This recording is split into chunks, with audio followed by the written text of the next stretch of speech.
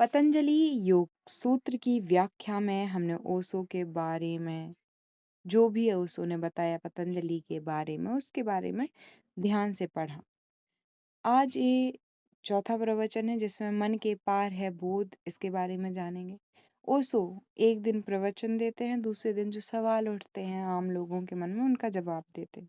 तो आज जो सवाल हैं उनको हम एक एक करके जो ओशो ने जवाब दिए हैं उनके बारे में जानेंगे।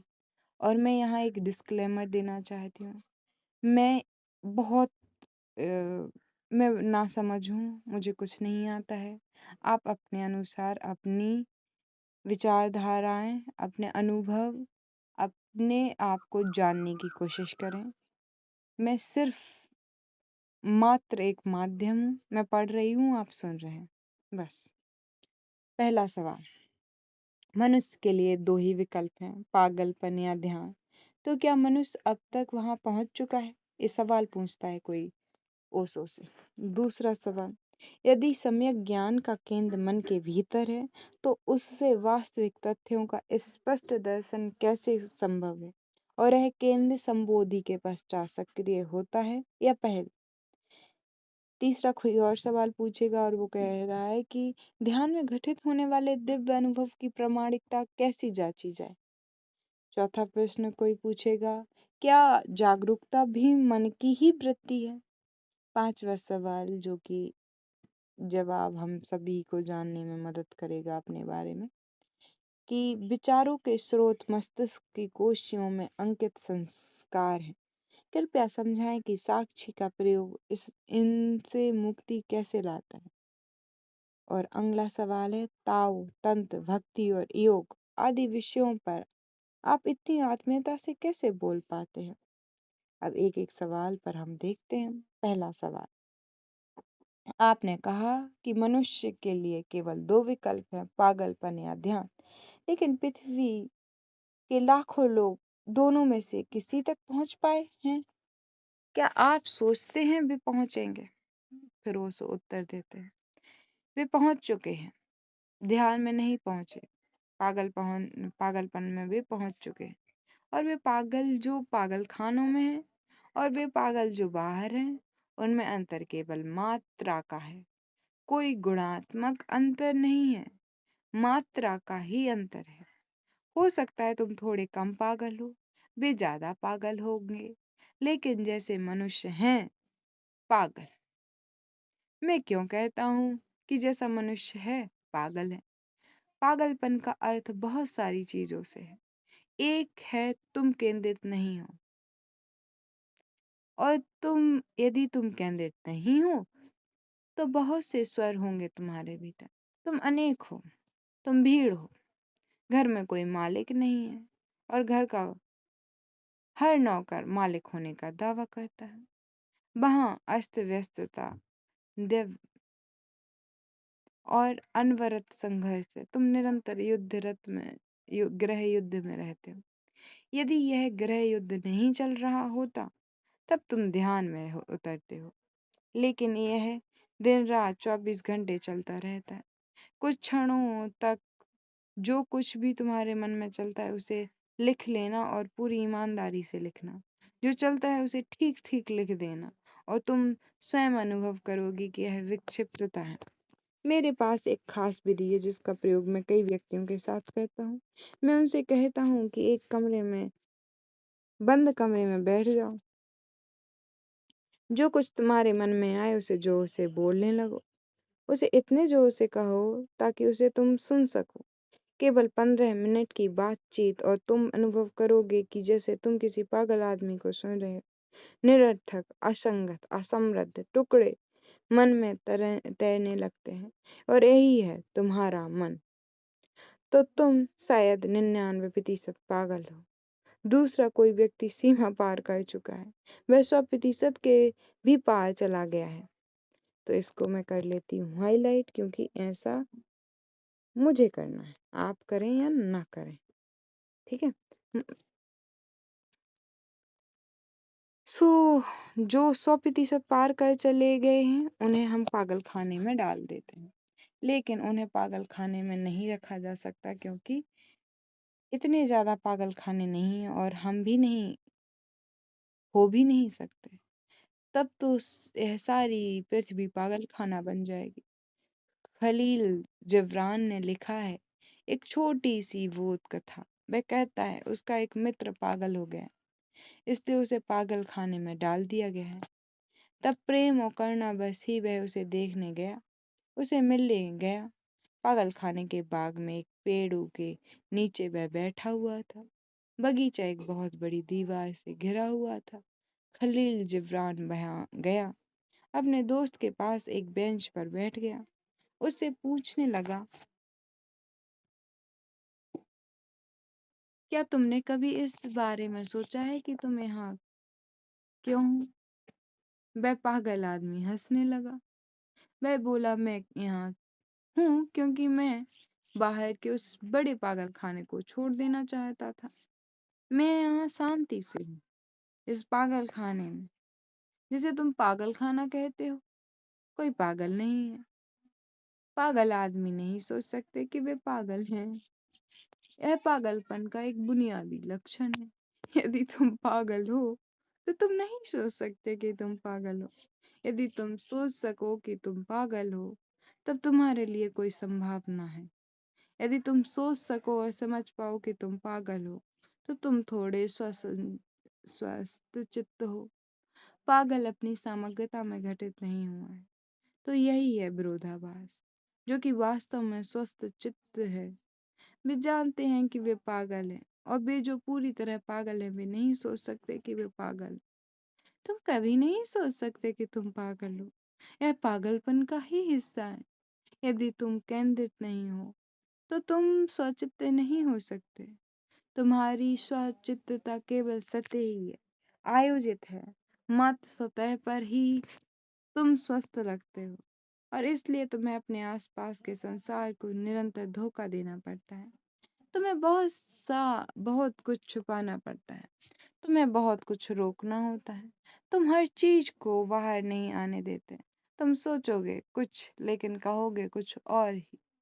तुम ढोंग रच रहे हो, और इसी आडंबर के कारण तुम्हारे आसपास न्यूनतम सतही मानसिक स्वास्थ्य तो हो सकता है, लेकिन भीतर तुम उबल रहे हो। कई बार विस्फोट होते हैं, क्रोध में तुम फूट पड़ते हो, और वह पागलपन जिसे तुम छिपाए रहे रहे बाहर आ जाता है। यह तुम्हारी सारी व्यवस्थाएं तोड़ देता है। इसलिए मनस्विद कहते हैं कि क्रोध अस्थायी पागलपन है।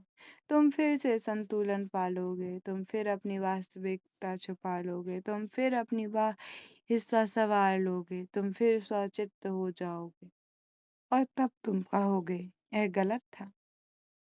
अपने ने न चाहने के बावजूद भी मैंने ऐसा किया। मेरा ऐसा इरादा ना था, इसलिए मुझे माफ करो। इसलिए तुम्हारा वैसा इरादा था, वह ज्यादा असली था। क्षमा की यह मांग केवल एक ढोंग है।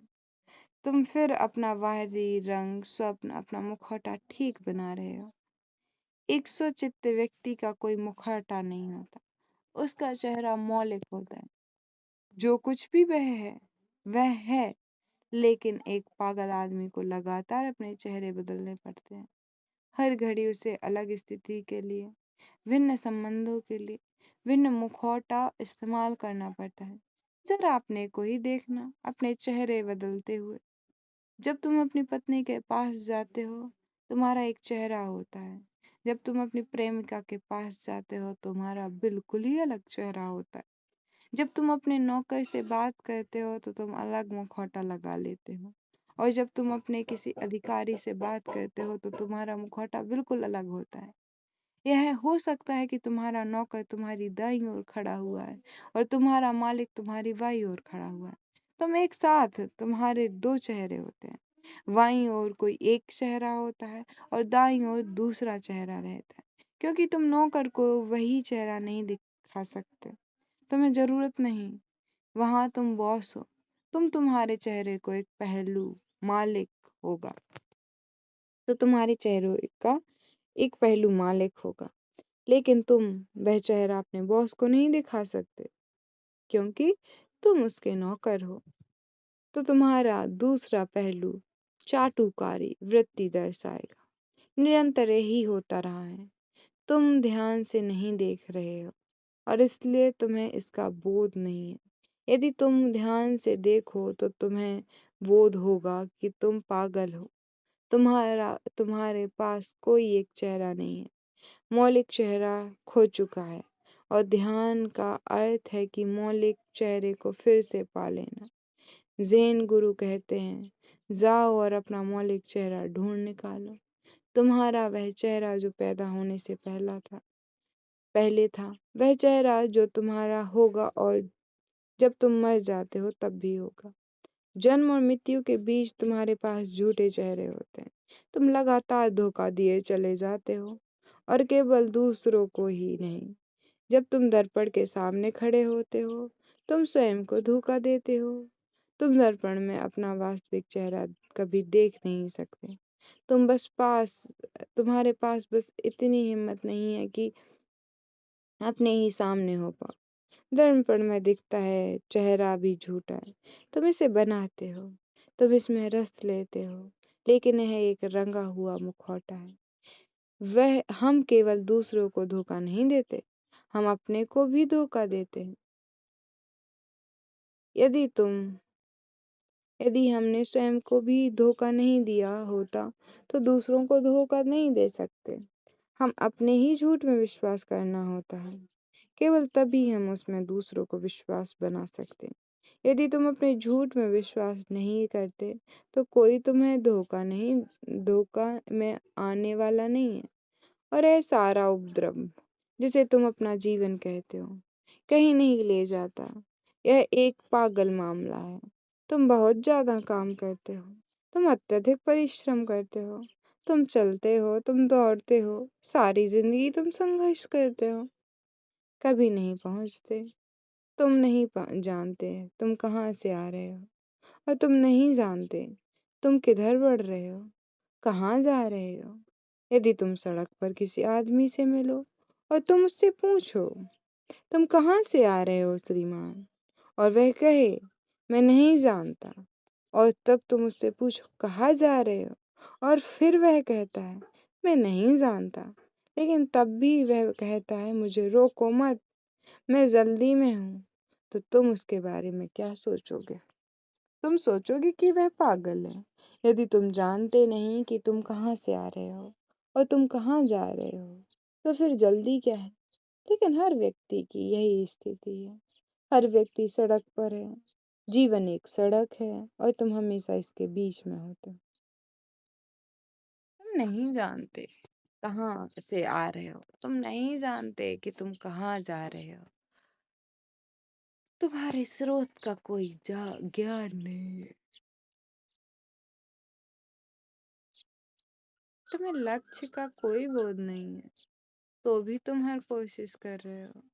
बहुत जल्दी में हो कहीं नहीं पहुंचने के लिए। किस प्रकार का स्वस्थ चित्तता है यह? और इस सारे संघर्ष में सुख की झलकियां तक तुम तक नहीं आती, झलकियां भी नहीं।